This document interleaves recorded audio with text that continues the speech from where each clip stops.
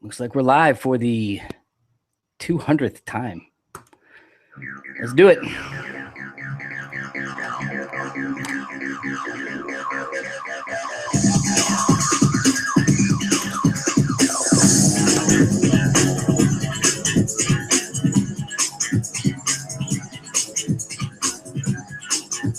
That's right. You can talk with us. Head on over to Gun Channels. Go to gunnewsweekly.com. Comment there. Check out mags2go.com.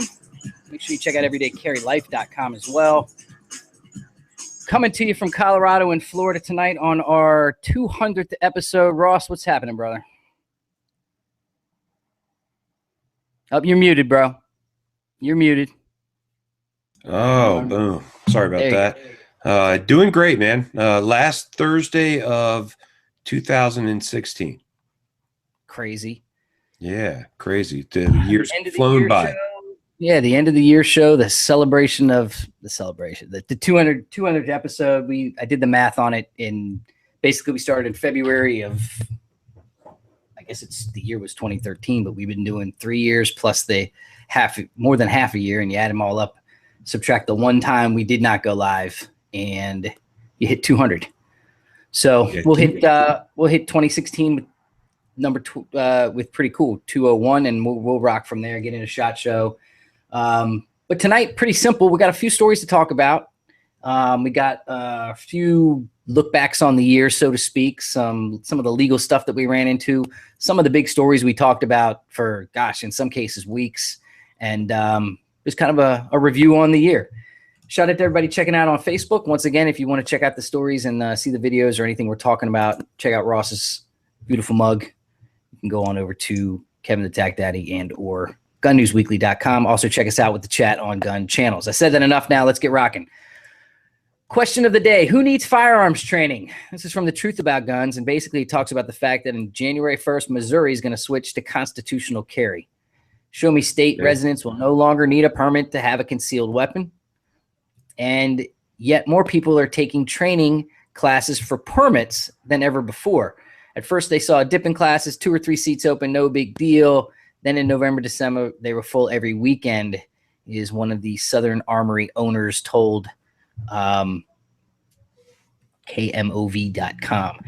It'll be legal to carry a gun without a permit, so maybe they're saying, I need to know what am I doing, and that is awesome. It's showing responsibility on their half, but there's going to be a portion of our society that say they don't need the training, and that is frightening. Ross, in one of the pre-chats, we were over listening to some of our boys, G and the guys, and they were talking about how many people just get a gun, own a gun, have a gun, shit goes down. Time out, Mr. Bad Guy. Stop the home invasion. I need to go and get my lockbox and get my gun. Right, a lot of those folks out there. Right. And on the flip side of that, Kevin, you got a lot of people who are, looking at the internet and watching these videos about EDC and first-time gun ownership and all that. And the fact that, the main stressor, I think, in 99% of those first-time gun buyer videos is training. So good shout out to the guys in the first-time gun owner in video making industry, because they're doing a good job getting those guys out there to train. Well, I think more people should go train. And again, this article continues, judging from what I see on the range, most people can't shoot for shit. And these are people that are on the range that I get to witness. I don't know. It's one of those things where if you're going to get a gun and you're going to get the permit, you should definitely be committed to the lifestyle enough to know that you need to get to the range to be proficient with the gun. I'll be talking later about a video. I'll be talking about the active self-protection and John Correa and some of the videos and some of the stuff we'll be doing with him in 2017. But one of the numbers that he spoke about to me last time we spoke was that there's been thousands of videos that he's watched, and only twice has there been a reload needed. Yet all the training classes, what do they focus on? What do all these videos focus on? What do competitive shooters focus on? It's all about the reload. The truth of the matter is you got to get your sights on, be comfortable, and pull a smooth trigger and hit your target before they hit you. And that's in a self-defense situation. You have, I mean, these things don't happen in a vacuum. You have a responsibility to the people around this incident, not to shoot them, you know. I mean, that is your number one goal, is to be accurate and on target, because the result of not being is innocent bystander gets shot. All right. So in that vein, Ross and I have been doing the show and talking, and we've been committed to getting training since we started this thing. And so this is where the story of the week, I guess it's one of those things where it started so long ago, but the vitriol and the anger and the angst and the amount of back and forth about this tactical response wheelchair video that's reemerged. And in case you're unaware of it, we haven't really talked about it because it just hasn't been something to talk about until now, because now everyone's talking about it. When you make World Star Hip Hop, it's one of those things, you know, it's not just a couple guys in the gun community are talking about your video or something that's questionable. It's a big story, no doubt. Well, let's give the background, Ross. You and I have both been to Fighting Pistol. We've done this class. We've been on that range. We know these instructors. We know some of the folks that are involved with some of the videos supporting the instructors. Yep. It is what it is, but we both have opinions. We're both grown-ass men, and we're both allowed to state our opinions just as much as every dude that's typing away like crazy. I mean, the comment sections on some of these videos we'll talk about, it's crazy. I haven't seen a topic like this, and it just happens to be the end of the year, and how could we not talk about it? So long story short, if you don't know what's going on, there was a video over a year ago that was taken at a tactical response training class in Camden where a line of people were approaching. I mean, I guess I can show some of it. A line of people were approaching the firing line, and one of those persons was in a wheelchair, and they were all instructed to draw their weapon and go towards the target as you were shooting. It's a moving shooting with two hands drill. And the gentleman in the wheelchair basically gets stopped, can't do both at the same time because he's in a wheelchair. The ground is definitely a little shaky. And at some point, the instructors, one of the instructors that's on this scene, I consider a friend, truly. I guess should also say that there's a bunch of people in that outfit that do not like me because I've said things in the past, whatever it may be, personal stuff, whatever. At the same time, there's a bunch of good folks that I know are good folks. At the same time, must be stated, they then don't stop the drill. The drill is never stopped, and that's pretty much the problem, because what happens is the instructors then go and push the wheelchair, say, we're going to do this together, and he commences firing again while two people are now several yards downrange towards their target, and they're done their shooting. And the whole thing is this dangerous training? Is this safe training? Is there a problem with the training? So that video got re-released about a week ago or 2 weeks ago by the guy from 3 Doors Down, who was one of the guys that was in the class, who basically a year later has said, you know what, I didn't know it when I was there, but now I look back and that's not safe, and it would be it wouldn't be cool for me to not mention it to people that this is the kind of thing that happens. So he was on Daniel Shaw's podcast on Gunfighter Cast recently. It's a good one. Excuse me. The guy's name's Chris Henderson from 3 Doors Down. And that they both went into the specifics of the video, et cetera, et cetera. And basically what you have is tactical response and all of their people that have gone there and trained there and believe in their methods, and all the other trainers that are out there that are saying that wasn't really something that I condone. Now you have popular things like Bearing Arms going after one of our own YouTubers, saying Infotainer attempts to justify dangerous firearms training failure, where the VSO channel went out and basically said, here I am standing downrange doing a video. This is not violating the 4 rules. This is not unsafe. And if you don't like it, you're a pussy and you shouldn't carry a gun. That got the attention of quite a few in the community. Once again, this video is posted on several different places, and it's gotten to the point where the comments are just, it's a separation. You either are on the side of, yes, I believe in safe training, or yes, I believe in what I'll call risky training. And I'll bet you there's a fair amount of people in the middle too, Kevin. It's somewhere in the middle where, but it's, you got 15 people on that line or something like that. and 3 instructors. Yep. So, you know, these instructees are not perfect. And well, let's just say there with a was ratio no like that. Hold on. Let's point out the obvious. No one got shot. This did not Nope. this did not result in an accident. We're not talking about something where someone got shot. And let's talk about tactical response for a second. They've done, I don't know the number of classes, but they've done this drill that many times with not again. So there's valid, you know what, no one got hurt, and that's proof because none of the rules were violated. At the same time, personally, you and I have been there. I didn't know any of those other people in that class. I didn't know their level of competence. No. The fact that the guy was handicapped and in a wheelchair to me is irrelevant. It could have been a guy that was slow. It could have been a person that just dragged behind and did not want to move forward. Rather, it doesn't matter why they couldn't move forward to me. There was plenty of that. Even in our class, there was plenty of that where some people move quicker than others. Some people were more on it, more comfortable with it. You get a stagger like that. I mean, at the end of the day, you can watch the video and see what happened. It's really up to you. You know, I mean, the point from one side was, you know, it's unsafe and you need to get out of there. My point is that everybody's level of tolerance for something like that is different. And professionally, you know, safety is a big thing in my profession. I'm sure in the firearms industry, that is a huge priority. And some instructors are more sensitive to it than others. Now, I did not feel unsafe when I was at Tactical Response personally. Not a day, not a minute. No, I enjoyed the training thoroughly. I got so much out of it.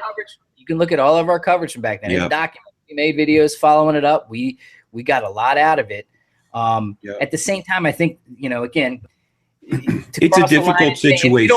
To cross the line that got crossed, I think that people are angry about and responding to is VSO saying, if you don't like it, you know, you shouldn't carry a gun and you're a pussy. It's like, wait a minute. Someone coming out a year later is a problem. I think that's a problem. I think that's the start of the problem.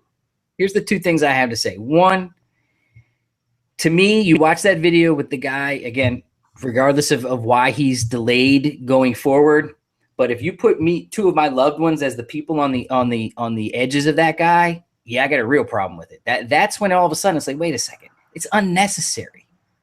That should have been stopped by the instructors, in my opinion, and it should have been, hold on, we're going to get you up to the line, or we're going to bring everybody back, and then we're going to let you do that drill. We're going to make sure you do that drill. I got no problem with any of that. It's just that if my loved ones had been the people that were right there, I would have had a big problem with it. And it's like I said to you, Ross, that when it comes down to this training stuff, that reading some of these comments and watching some of the responses and listening to some of this stuff and listening to people just talk about it, I don't tell people how to raise their kids. You shouldn't really be telling people how to do their training just based on you and your experiences over the last 6, 18, 24, 48 months, whatever it may be. Or even if you've been training all your life. I think that those people look at things and say, all right, that's cool. This is how I do mine. And if you do yours that way, that's cool. You know, same thing with, again, like raising kids. You do it the way you do it. You believe in it and you go forward. My whole thing with raising the girls and treating them to treat firearms with respect and everything like that, what happened in that video, that was a big no-no. And again, I had my youngest watch it. And of course we had the discussion and I said, what's wrong with this? And why don't you like it? Or why what's the problem? And she came up with the same logical conclusion that a lot of people are voicing their opinions online and saying, well, I guess I'm a pussy then. She didn't say that. I'm saying that. Yeah, well, like I said, I think everybody has a tolerance level for that stuff, and some people's tolerance level is very, very little, and some is very, very high. And the thing is that you don't see an abnormal number of accidents happen at this range. You don't. It's not something that you hear about a lot that we know of. That you hear about, and dude, seriously, that would hit the news. You know what I mean? That would hit our circles if something like that happened. Maybe. I don't know anything, but I don't know. It sounds. I've seen others. The gal got shot in South Carolina, which we may or may not talk about, but you hear about stuff like that. So I I don't know. I think it's up to the individual. And as always, if your personal preference, if that exceeds your comfort level, you absolutely have to get yourself out of that situation. If it doesn't, then you got to understand you're taking a risk. Well, it's always important to vet your instructors. That was one of our questions of the week this year. Yeah, right. Did you do it? All right, let's get back on track. Let's do some stories. Let's and again, discuss that amongst yourselves. Make a comment. Let us know. Go comment, and if you want to get into the rigmarole, what's going on online, go right ahead. It's hot. I decided not to comment. Just comment here. Holiday violence pushes Chicago shootings to over 4,300. Over 4,300, Ross. I feel like we're the only ones talking about that shit too. And after the Christmas bloodbath, the Chicago police chief finally acknowledged that stricter gun laws don't work. Well, a lot like Detroit, right? Detroit, they actually started telling their citizens to carry, and the crime starts going down. There's a video somewhere. Here crime laws don't work. I feel so. We've talked about it. It's certain states, certain places. And you do feel bad for the people because a lot of times they don't know any different. Here we go. You know what, Hope, before you hit that, you know what would save lives? If we could get the illegal guns out of illegal felons' hands. That's what would save lives. It's a good point. It's a tough thing to do. All right, let's see this story from Chicago real quick. Outbreak of gun violence. It's been gripping Chicago. Saw no let-up whatsoever over the Christmas weekend. Police say that they're now investigating 27 shootings that took place either on Christmas Eve or on Christmas Day. 12 of them were deadly. Chicago Police Superintendent, or the superintendent, held a news conference just a short time ago. They called the violence sickening. We now know that the majority of these shootings and homicides were targeted attacks by gangs against potential rival gang members and groups who were at holiday gatherings. These were deliberate and planned shootings by one gang against another.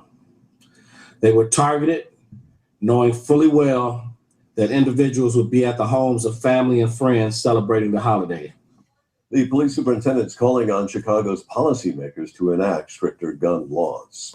Oof, brutal. They targeted the holiday gatherings. Dude, I'm telling you, man. That's for someone to even think that it's going to die is ridiculous. That for somehow over the Christmas season that's going to change. I mean, I think I remember hearing record numbers on Halloween and then Thanksgiving and then of course now Christmas. So they had 3,000 shootings last year. They had 4,300 this year. God, that is unbelievable. That's probably in the years since Iraq, we probably lost more in Chicago than Iraq. That's one city. We're not talking about the country. We're talking about one city. Oh yeah, man. Where, once again, we stressed it for 2 years now.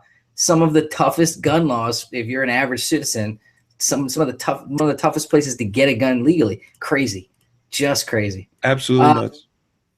Well, we're talking about the California gun laws, Ross. You were telling me, I don't know if you kept that story up in your feed before we got started here, but you were telling me some of the provisions of the California gun laws that are crazy. Well, the thing that struck the conversation was that California, just over this season from July to December, had seen something in the neighborhood of 260,000 semi-automatic rifle purchases, and then that in front of all these crazy new laws that are going into effect in 2017 in the state of California. And we were talking about Proposition 63, which is the Second Amendment Nullification Act. Hold on, say that again. It's the what? Gosh, it pains me to say it. The Second Amendment Nullification Act. And this is California wants to nullify.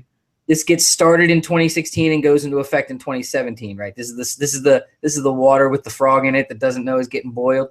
Right. This is actually stretched out all the way through 2019. And will actually increased background check standard. You got to get a background check for ammo after you get a background check for the gun you may have just purchased. You know what I mean? So you have to do a background check as if ammo were the weapons. People in California are acting. The sales of semi-automatic rifles more than doubled ahead of these new laws too. Excuse me. So the other crazy one that they're doing here, remember back when the assault weapons ban went into effect and they said, magazines were just too easy to eject. So they came up with this bullet button, right, in California. So now you need a bullet to actually extract the mag from your AR or whatever. Well, now they're going to ban the bullet button. Now the bullet button is a bad thing. So those incremental bites, Kevin, those incremental bites, they took it down to the bullet button, and now they're taking that. Now they want the bullet button. They're taking that out. So, man, California is going absolutely crazy with the Second Amendment. It's embarrassing because, I mean, anybody with a little bit of common sense can see that these laws, all they do is create criminals out of what would otherwise be law-abiding citizens. I mean, the 10-round mag limit's gonna make, and 10-round mag limit, and nothing's grandfathered. So if you've got a 30-round mag, you either got to turn it in, you got to destroy it, or you got to sell it to an FFL. When does that start? That starts on the 1st? Yeah, that starts on the 1st. And some of these actually stretch out through 2019. But can you get like a follower to go in the magazine or something that or like a block? And it's got to be permanently modified. Permanently modified. So you just can't take the floor plate off, slide a new one in there.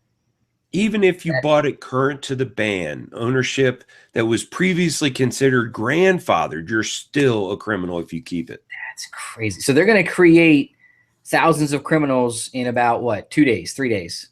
Yep. And I want to know how many of those guns that kill people in the city of Los Angeles are legal guns. How many 30-round magazines are in California right now? Oh, I couldn't even imagine. More than 4. And a lot more than 4. But this is just another in the long list. They've got a ghost gun ban, So they're just going absolutely nuts. Don't even exist. They're banning things that don't even exist in reality. If they start getting rid of their Second Amendment rights, and a state can drop a God-given protection, right, then maybe that state doesn't need to be part of the country that it's in. You know what I mean? I mean, I know they're trying to succeed, but to nullify a God-given protection is arrogance at its absolute supreme. California is a crazy place. I think we proved it this year time and time again. All right, what else we got tonight? We've got you want to talk about the drone that shoots guns? Yeah, that's pretty cool. Dude, this was just a matter of time. And again, I bet you we called this. You know what we need? With the new, I know we called it. I know we have. We need a searchable database of notes, of show notes. So we need someone to go in. We need the Googler at the show end of the show to go in and timestamp everything in different cells and like an Excel spreadsheet, so we can go back and look at what we talked. Because I know we talked about drones shooting guns, and it was just a matter of time before you saw something like this. I thought the drone handled the recoil pretty well, by the way. Hold on, check this out.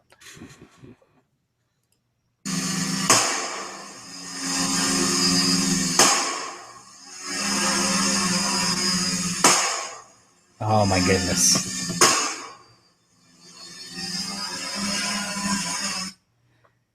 Not very safe video, by the way. I was going to say, man, my only problem is that, I mean, I hope he can aim down the barrel.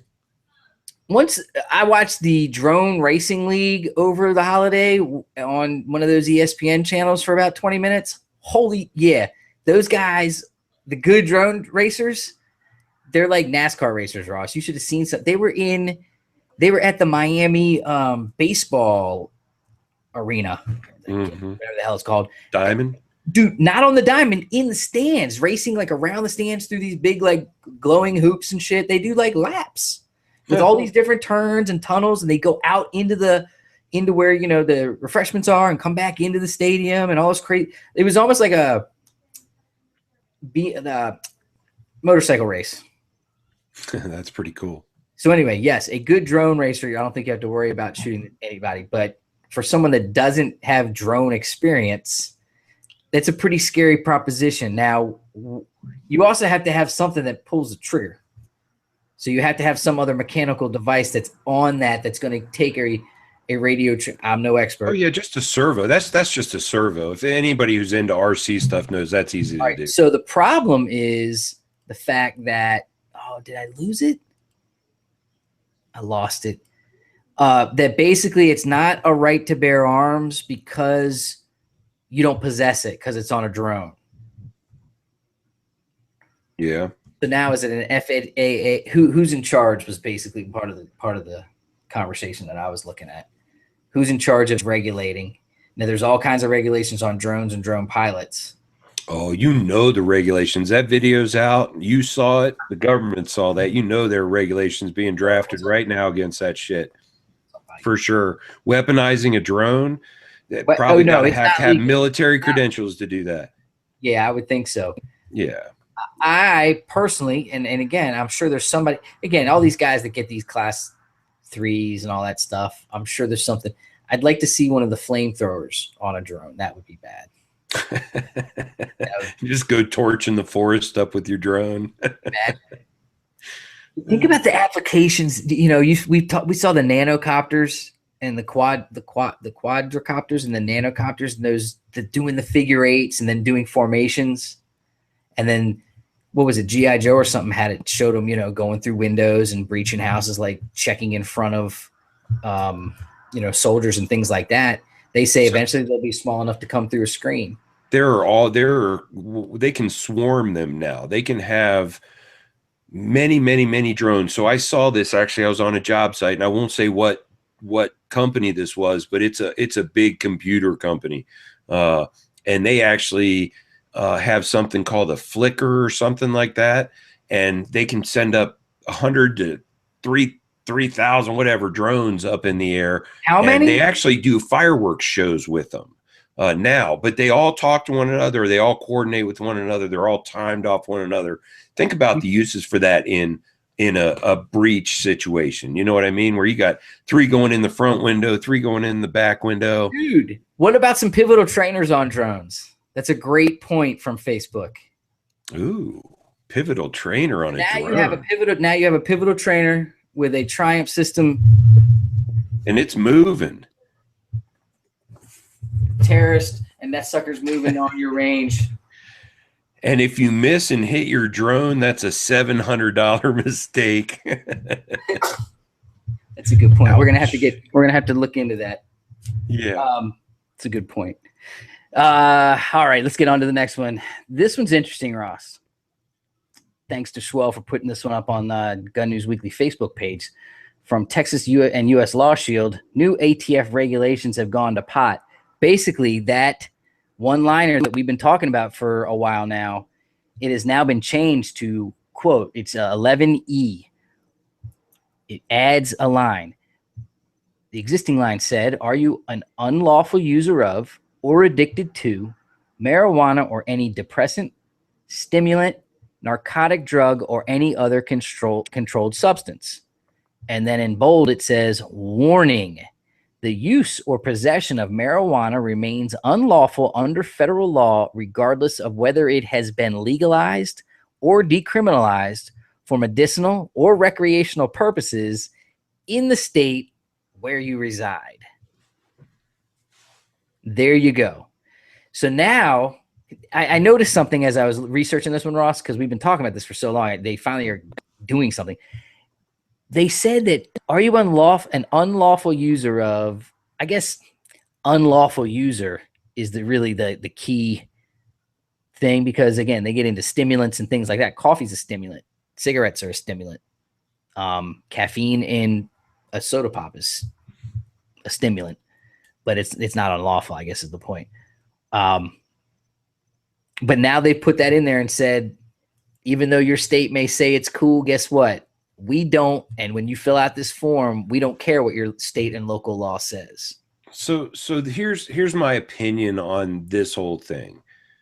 So if you're carrying a gun for self-protection and you get yourself, or you're in a situation where you have to use that gun, do you really want to deal with the hassle, whether it's legal or not, of having a controlled or uncontrolled substance on you, whether that be marijuana or the opiates you got from your bad wrist or whatever?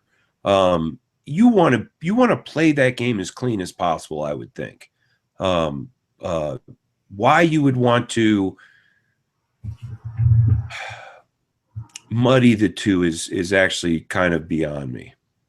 Although I can understand it. So if you answer yes to that question, you're going to be prohibited from buying the firearm from a licensed dealer. That I think is bullshit. But now, making a false statement on the form is a felony. So let's go back to the statement real quick. Are you an unlawful user of or addicted to marijuana? Well, didn't they just say in the warning that everyone that uses marijuana is an unlawful user? I guess. Doesn't matter if you're addicted or not. You're unlawfully using it. I'm telling you, man. Whatever. Like, you know what? I'm a lawyer, this is at your discretion. You need to obviously need to be honest on those forms, but to me, it's an overreach. Well, to me, this is the same thing as when I agree as a concealed carry permit holder. There's certain places that I can't carry, i.e., even down to like a bar that's connected to a restaurant. And if they seat us in theory, if they seat you at the stools that are just past the wall that's next to a booth in the restaurant, but you're sitting in and the bar is there and you're now in that area, you really shouldn't have a gun on you in Florida. Here's the question you need. Things like that I look at it the same way. Again, I'm not some unlawful addicted to substance. But think about this for a second. Narcotics. Think about this. What's the difference between a lawful user of a narcotic, say an opioid, we'll just call it an opioid, and an unlawful user of an opioid? Why is it okay for the lawful user to buy the gun, but not the unlawful user? Same reason it's fine for the guy that goes down to the liquor store every single night and gets a fifth of whiskey and gets shit. Right. Is it a fifth? Yep. Is that what it said? Is that sure, fifth? I don't know. And those are old school terms. A bottle of whiskey every single night and goes home and gets shit-faced to the point that he passes out, and there's a gun propped up in the corner. He's allowed to do that all day long. So whatever. Use your discretion. Yeah, it's just another nibble on the right. You know what I mean? That came in during a very liberal agenda, right? Anti-Second Amendment agenda. So of course we're going to get little details like that put in, which actually just erode our rights. Yeah. Let's reset real quick. It's a little bit after 9:30. What's up, everybody? Thanks for tuning in to Gun News Weekly. Ross and I got a bunch of big announcements at the end of the show that will steer the direction of this show in a whole brand new, but same direction, but cooler direction. Thanks everybody jumping in on Facebook. If you want to watch the real show with Ross and I, make sure you check it out on gunnewsweekly.com. Kevin the Tack Daddy on Facebook, Kevin the Tack Daddy on YouTube, gunnewsweekly.com, Gun News Weekly's Facebook page, and also over on gunchannels.com. Appreciate you joining us. Make sure you check out magstogo.com, and let's get back into it. Why do people rob gun stores when people that run the gun stores are there? I call that death by gun store owner. Like death by cop, but it's death by gun store owner. One suspect left dead and the second remains at large, according to a local media report, but authorities are hopeful that the surveillance camera that will help them find the second guy, the owner of the Dixie Gun and Pawn in Georgia, just opened the shop with an employee when the two suspects entered wearing ski masks and armed with guns. Fearing for his safety, the shop owner pulled out his own gun, fired at the suspect, striking one and sending the other fleeing. The injured suspect collapsed inside the store, and the other guy got away in a Dodge Magnum.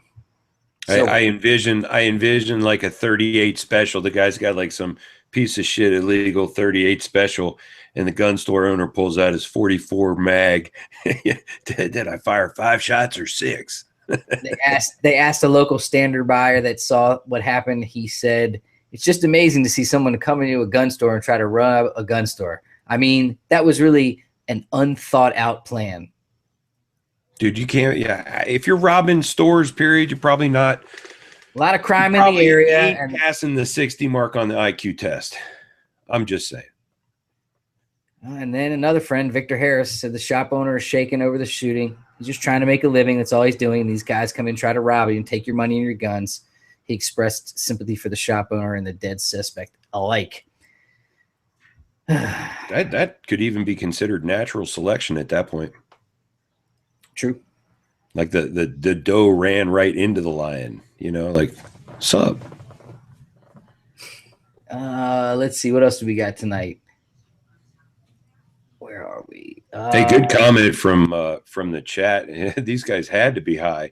It ties in with our last marijuana story there. True. There is a back and forth between the Moms Demand Action.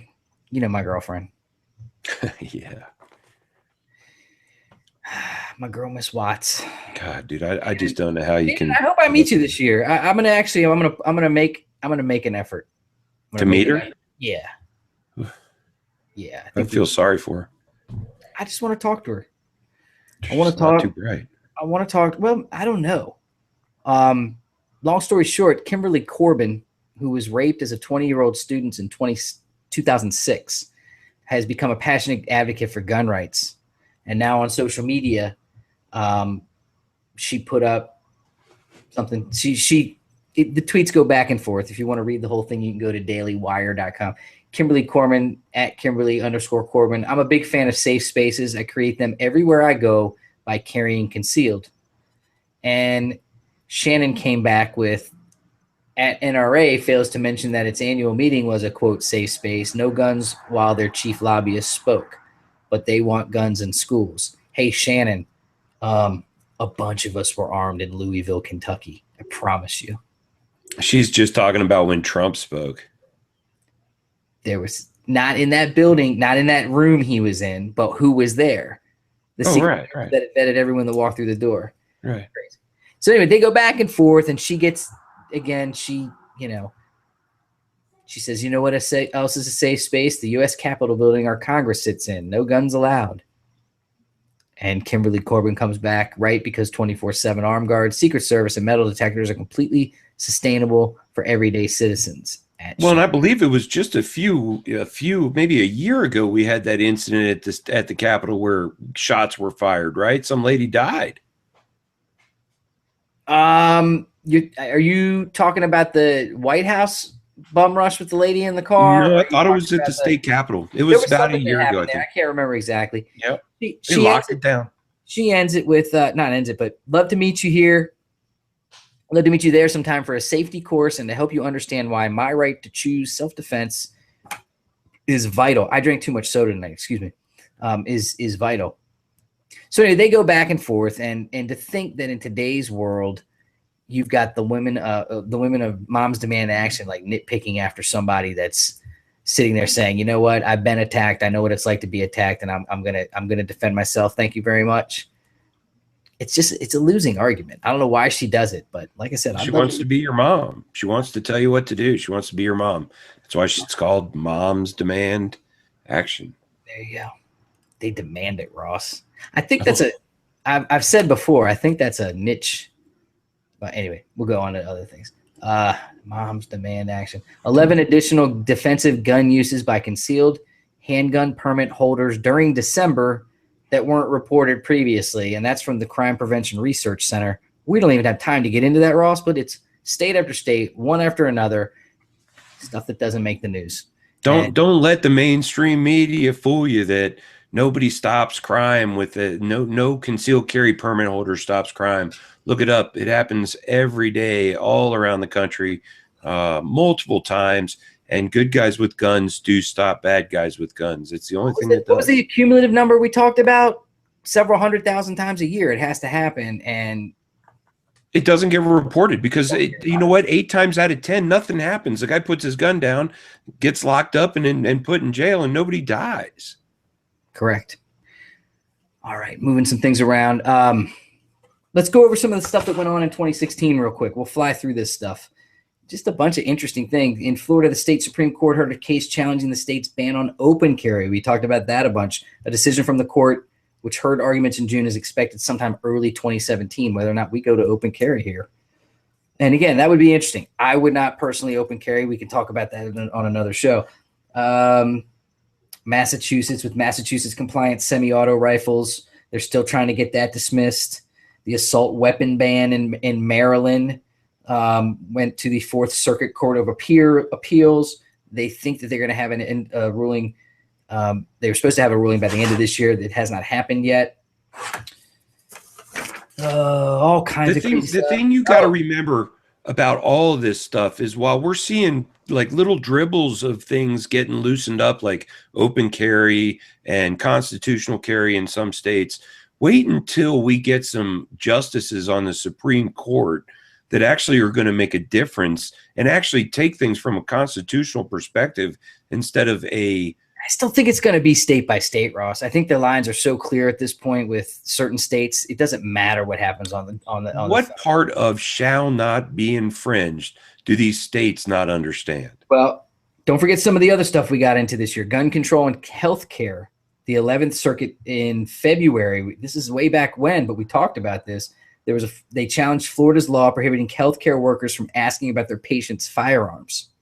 Known popular as the Docs versus Glocks case, prior courts had repeatedly ruled in favor of gun owner privacy.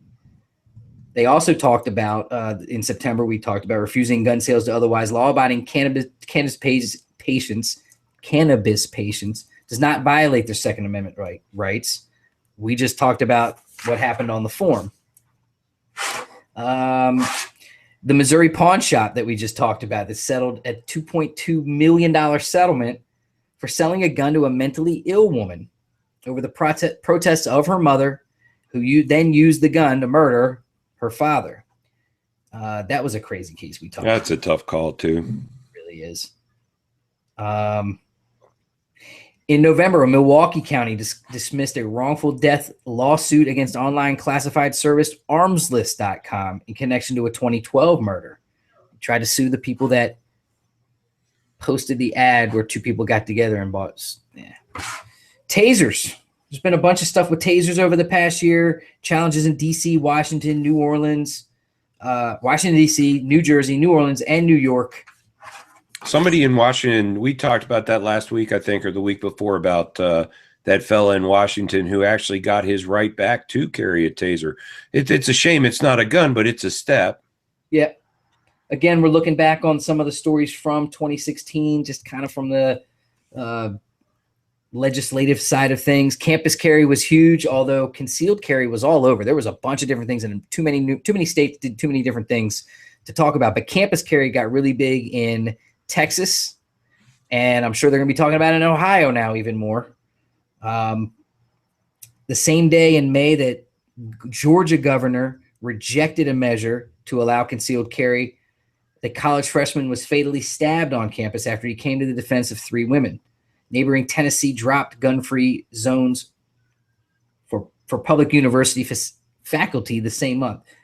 Public gun-free. That doesn't make any sense. That sentence. Sorry. Yeah, I just remember the Cox, not Glocks thing in Texas. That was a hell of a story. Don't forget some of the big things you mentioned, all the stuff from the West Coast, from California. Yeah. And we're going to talk about it. But right after the Pulse nightclub in Orlando shooting, President Obama had to call for a reinstatement of the expired federal assault weapons ban. Such deep red states as Georgia at one time or another in 2016 saw lawmakers propose ill-fated sweeping bans on some semi-auto firearms and their magazines, saying that they weren't needed for hunting deer. We talked about in Florida decriminalizing. This is the beginning of the year. Finally, since 1868, if you remember the story, they decriminalized the slung shot, the monkey balls. Remember those things? Yeah. I think it was called monkey balls. Monkey balls. Iowa became the 42nd state to legalize civilian suppressor ownership this past year. Boy, that's something I'm really hoping for this year. This coming year is as well. The Firearms Hearing Protection Act. I'd like to see that get passed this year. We're going to talk about that. The other one is a gun control group in New York, basically backed by Bloomberg, was able to pass a ballot referendum in Washington State. You remember this one? They filed a petition for the Extreme Risk Protection Order. That would allow a judge to decide if a person poses a threat to themselves or others and order their firearms picked up by police for up to 1 year. It passed with the support of 70% of voters and took effect in December. So that's some of the regulation shit that went down over the year. Pretty interesting stuff. We covered most of it during the year as it went on, and it's all kind of, like I said, it's separated. That whole side of the country, the upper Northeast, California and Washington, Oregon, that's where it seems to be all the stuff is getting through. Yeah, the very liberal, progressive ideology that an absence of legal guns in the area are going to somehow save them from gun crime, which I came up with 4 of 5 top stories that we talked about this year, the ones that really just went for several weeks, or at least the episode that we covered it in. It was such a dominating episode. What came to my mind is basically a year filled with racial tension, a lot of it resulting around blacks being shot by cops, being videotaped, and then the fallout in different cities. So that in general, there's too many to talk about and mention, but there was quite a few. It seemed when I was looking back on all our shows, I noticed that there are a ton of shows that have to do with either police shootings or another cop killing. Yes, and then the big thing was the hung jury on the one where the cop shot the guy in the back, said he tased him, tased. I mean, I don't know that justice is being served. I can't imagine being a cop. We talked about this extensively. Then we had the whole thing in Dallas where there was a protest and there was a guy that went on a rampage and shot the cops. Yep. Skilled guy, had, in terms of being trained and knowing how to operate a rifle, did a lot of damage and took out. Very racially charged you. Brutal. Very racially charged you. Another racial guy, where the crazy kid goes into the South Carolina church. We don't mention names. Yeah. And walks into a church, acts like everything's cool, sits down, does his thing. Next thing you know, he decides he's going to go on a rampage. Kills 9 people. Yep. Woof. And then the big one right up the street here, up the highway, the Pulse nightclub in Orlando, where you have, by all accounts, a radicalized Muslim decided to go against clearly target a sect of America's population, and knew that there was an event where there would be plenty of homosexual, LGBTQ people, and he went in, and none of those people were able to legally defend themselves because they were in a place where you're allowed to drink. That's the first part. And this guy slaughtered people, and it's, what can you say? That was one of the biggest stories we talked about all year. Well, I would say that's the second biggest number of stories we had was the amount of terror attacks, or I don't even know if I call them terror attacks, but lone wolf attacks that had the underpinnings of Islamic terrorism. Yeah, and the FBI had interrogated that guy a few times, don't forget. Oh, I know. And it's a shame, it's a shame. It's a shame that our stories have to be bad news instead of good news. It does.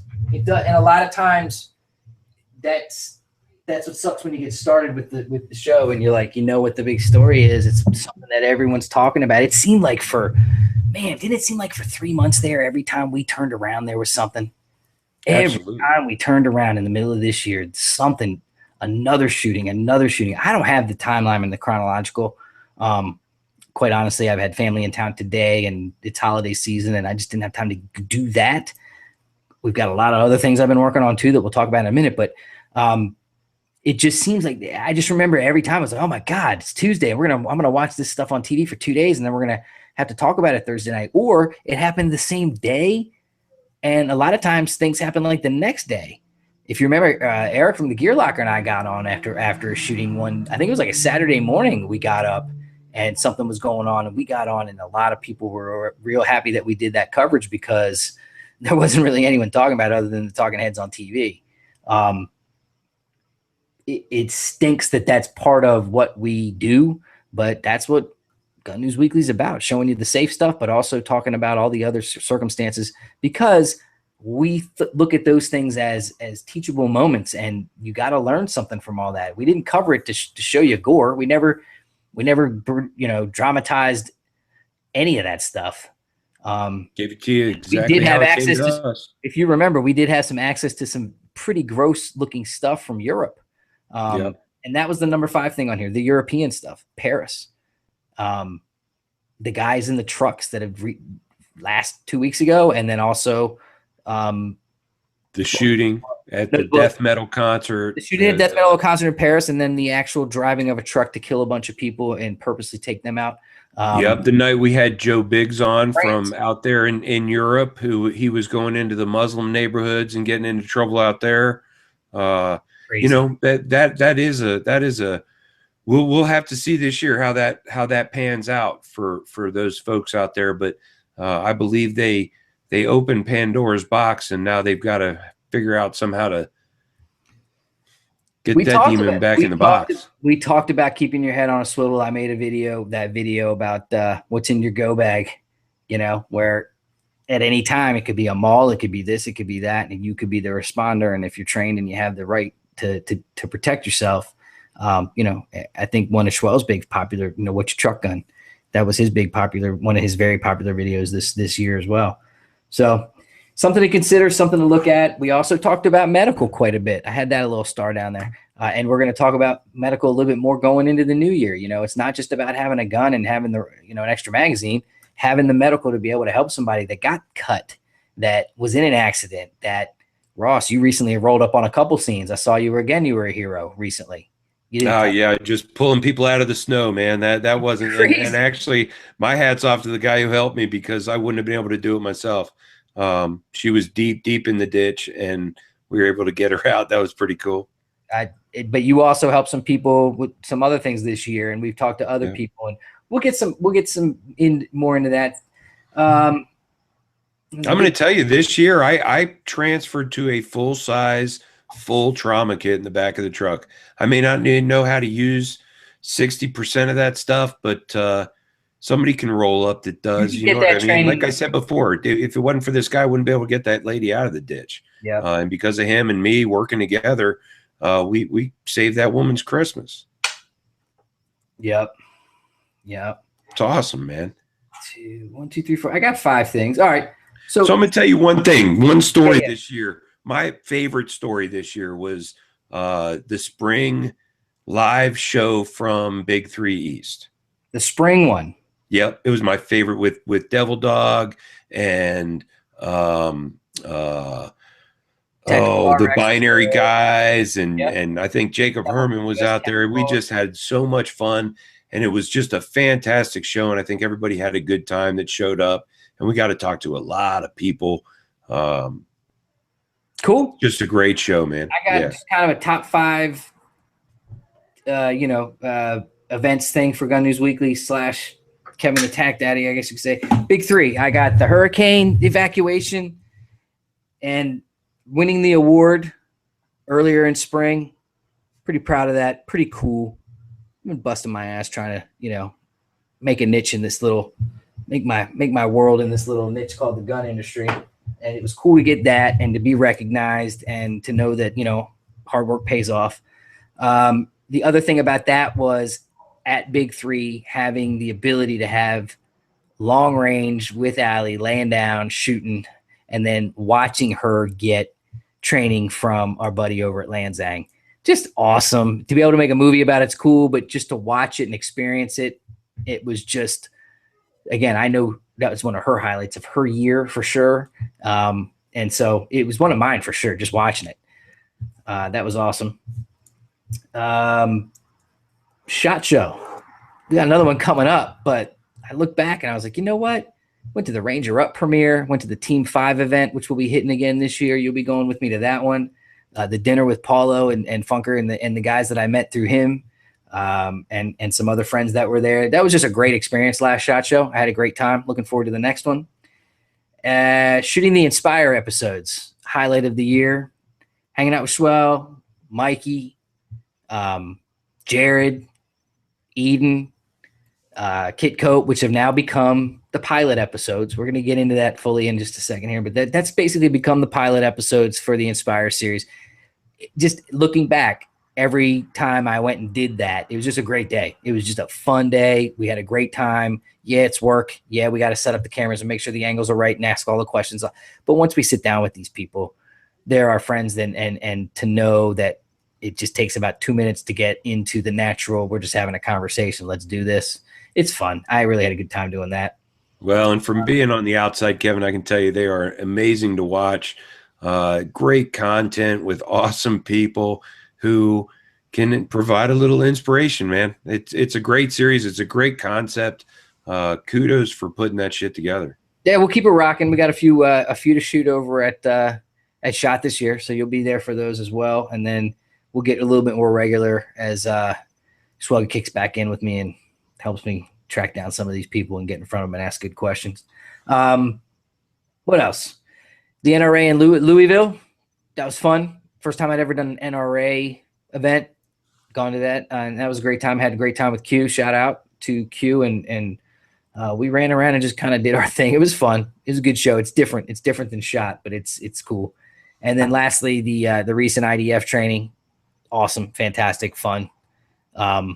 A ton of coverage coming. Another video dropping probably tomorrow about the Zeus mattress and how we use that to create a ingrain. I need to get one so it keeps it being ingrained. Prone position. Anyway, that was the kind of on my list there. Thanks to everybody that's supported us along the way. We've got a lot of quick announcements. So you ready, Ross? Ready, man. Wow, I can't believe this hour's flown by this quick, but yeah, man. Hopefully we can get it all in. All right, here's what we're promising for the new year. Ross and I aren't going anywhere. That's your first thing. Casey's not going anywhere. He'll be here. All of our friends that you've noticed along the way that have become good friends and become contributors, we now have I basically made the decision that we did the guest thing for about 18 months pretty darn consistently with a few breaks here and there. But like in the meat of the 4 years, we did guests all the time. And there's a lot of issues with booking them, a lot of issues with getting them the tech set up so that they have the same tech we have. And then it's a familiarity thing and a few other reasons. I've decided to go down the road and basically have agreements in principle from a bunch of people that are going to be known as our contributors, our team, so to speak. And it starts with again, Schwell as our question of the week guy, helping me do some different things with Gun News Weekly and Inspire, helping us when we broadcast from Vegas Live. I'm sure he's going to be jumping on and doing what he helped us with last year, all those types of fun things. And that's kind of where it starts. And I'm going to kind of go down the line real quick here because I pulled up tabs to share. Everybody knows Rob Pincus has been on a few times in the past, and we're going to get him on much more regularly. He's, again, author and owner of the Personal Defense Network. Rob's doing Avidity Arms. He's obviously well-renowned in the industry. Awesome to have him on board. And all of these people, they're not going to be on every show. All of these people are going to come in as they see fit during the weeks that certain stories that are big make sense to what they do. And I think you'll see as the year goes by how that all works out. Well, and anybody who knows Rob knows that he's a traveler. That guy's all over the place. So we're lucky to have him. He's a hell of a guy. I look forward to his contribution this year. Yeah, and we'll see him again in Vegas in just a few short weeks. Also, very cool to announce that John Correa from Active Self-Protection, same thing. When it makes sense, he's going to jump in. We watch his videos. We've shown a bunch of this stuff. You know who John is. And it's going to be very cool to get him in here. Stand by. To get him in here on a semi-regular basis, maybe again, a couple times a quarter, once a month, whatever it may be. There's John. Great guy. And he does a great look He's got a really cool background. It's going to be good to know more about him and find out what he does. But I know, again, we've been watching his videos and commenting on it. It'd be very cool to have him help us do that. I love his stuff. I love the training aspect of the learning aspect of each situation and how he goes through it. And another awesome addition, Kevin. We're adding these backgrounds and also the little bios to gunnewsweekly.com. You'll see that'll get a little more populated as I get to it. JJ from Reality Survival, again, regular guest, been on many times in the past, is going to come on as our survival expert, so to speak, when we have a question about making fire or filtering water or just getting it done out there. His background enables him to again, fit it perfectly for us there. He's done all of that stuff time and time again. And obviously, if you want to check him out, check out realitysurvival.com or check him out on YouTube. Our buddy John from Arms List. When we need someone to come on and give us a legal ear or comment on something related to this type of stuff, John from Arms List has been on many times in the past. Good friend of the show. Cool dude. He'll be on with us from time to time as well. And he's well-spoken and has good opinions, and we like John, so he'll be with us. And I already mentioned our buddy Schwell, but I'll show you his page. Make sure you go over there and subscribe if you haven't. And we've also, Ross, very, very, very cool. We've got an author coming on board to do contributions of articles related to EDC and everything from EDC to everything. John Peterson's going to be contributing with articles, and he'll be jumping on the show from time to time. Again, the guy has a wealth of knowledge, a resume that's silly bazilly. I watched him shoot recently. The guy can shoot as good as anyone I've run with. He's pretty incredible in terms of his background, like I said, and a great writer. And it'll be very cool that he'll have a home to post some of his articles that might necessarily fit elsewhere, but definitely fit what we got going on. So it'd be cool to have him post articles. We can comment on them. We can share them. And when things get hot or we have some topic, we'll bring him in and get it from the horse's mouth. Yeah, I like his stuff. He's a good writer. The cadre's not done. We've got one more spot, and I can't tell you who she is because we didn't get a chance to talk this week. But I can tell you that via messaging, I think we've got our fit for a female vet that has been on in the past, but is a mom and a vet and all that cool stuff. Very cool person, and it'll be cool to have her on. A little fitness background too. So, again, covering a bunch of the bases. Think I might look for a medical person. Maybe at Shadow, talk to some people. But that's the plan. That's the new Gun News Weekly. In addition, we're one step closer to our Googler, who will have like an official name. It won't be the Googler, but we're going to have a resource person on the show to help us so that when we need a quick stat, we need to verify something, or we need a lookup or whatever it may be, phone a friend. We've got someone there to help us with that. That's coming. And lastly, Ross, thank you. And I know it's still something we're working on. This will be a podcast. All the past episodes, definitely everything going forward in 2017, you'll be able to go to iTunes, hit on Gun News Weekly, grab it, listen to it, watch it, whatever it may be. I'm working on it. I had one job this year to get the podcast rolling. There it is. Well, you've gone. I'm getting there. We're getting there. I noticed some progress. I got to stop being cheap and start paying for stuff. So lastly, we've got a quick announcement about SHOT. We'll be there. I'll be there. Ross will be there. Casey will be there. And we can announce tonight that a couple of the sponsors have started to roll in and help us because we do quite a bit of coverage, and it's cool to get some support. Lanzane Tactical will be the official sponsor of Gun News Weekly on range day at SHOT Show. We'll be running into their professional shooter, talk to her, Miss Seymour, and have an interview with her. We'll be looking at their guns on the range with a very well-known optics company. So we'll be doing a couple different things. Not only that, all the coverage that's not live, obviously, will be brought to you by Lanzang. Kanai Gear's on board for this year as well. And so they're going to be with us. I'm not too sure what the whole deal is with them, but they're on board with us. And also I can announce that Purple Haze Properties is going to be a sponsor of Gun News Weekly for at least a day on the floor, running around with our cool Jimi Hendrix t-shirts on. So sweet. Something different, but something cool. And we'll talk about that and how that all ties into PTSD and medical marijuana. Big circle. So I would be remiss without getting out of here for 2016 and talking about some of the cool things that you've done out of the goodness of your heart, Kevin. The Brody box going out, the many things that we've done throughout the year for our veterans and those suffering from PTSD and veteran suicide and Raven 22, and I could go on and on and on. 23. My bad. We wanted to raise awareness this year. I think we did more than we did the year before, for sure.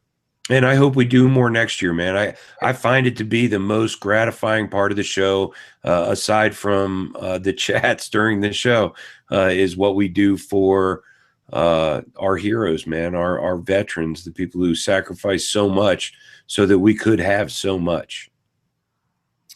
Yes, agreed. Well put, and I think we'll end it there. Thanks, everybody, for watching this year. We do appreciate it. I hope everyone has a great 2017. Happy New Year. I think Ronda Rousey's going to win tomorrow night. Something tells me she's ready. We'll see. That's just a side note. Shout out I'm to going to have to get into that MMA shit one of these days. We'll talk about it. You might as well start with the women. Might as well. I can watch them. Probably easier than the men. It is. It's easier to watch. That was not a sexist remark. The other thing I know that people are showing their SHOT Show badges on Instagram and that kind of thing quite a bit right now, Ross. I'm going to go the other direction, and I'm going to start promoting good health at SHOT Show. If you don't start mainlining your airborne by the 1st, you are behind the curve. There you go. You know what? Brother. My tolerance for that risk is really high. Oh, dude, rubber gloves. You better get a mask. I don't mess with. I don't do none of that, dude. I'm a grown ass man. My body is tough. All right, you're gonna go drink some of the Hudson River. Appreciate everybody jumping in on Facebook. Thanks again. Please push it out and share it with your friends. Let them know about Gun News Weekly on Facebook. Ross, quick shout out in case you missed it. RS Regulate. What's up, buddy? Hope everything is good. We'll see him soon, I'm sure. If you need a mount for your AK, scope, or other things like flashlights, that kind of stuff, that's where you go talk to the engineer that's got the goods. Hey, thanks to everybody else for watching. We appreciate it. Thanks for Frank to making this whole thing possible. Thanks to my family. Merry Christmas. Happy New Year. Happy Hanukkah for everybody that's celebrating tonight. Appreciate everybody tuning in all around. See you guys next year. Peace.